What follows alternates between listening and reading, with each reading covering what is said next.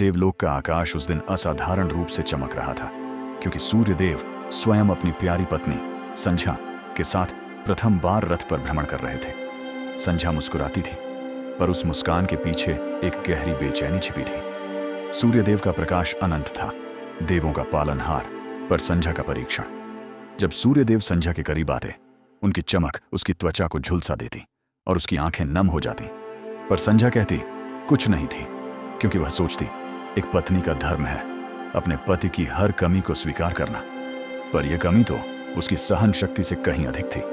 रात में जब सूर्यदेव विश्राम करते, संध्या खिड़की से बाहर तारों को देखती और मन में कहती, काश मैं पति का तेज सह पाने लायक होती। धीरे धीरे वह स्वयं से हारने लगी, पर हार उसकी फितरत नहीं थी। उसने निश्चय किया, मैं उनका साथ छोड़ूंगी नहीं, पर खुद को मजबूत बनाऊंगी।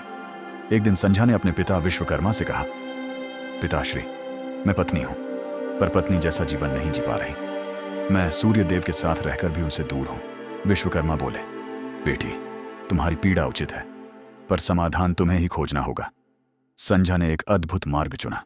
उसने अपनी ही आकृति का एक दूसरा रूप बनाया, जिसे उसने नाम दिया छाया।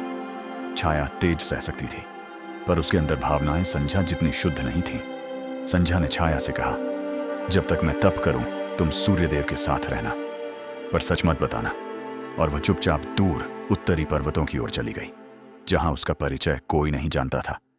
छाया ने संध्या का स्थान संभाल लिया। सूर्यदेव को कुछ पता नहीं चला।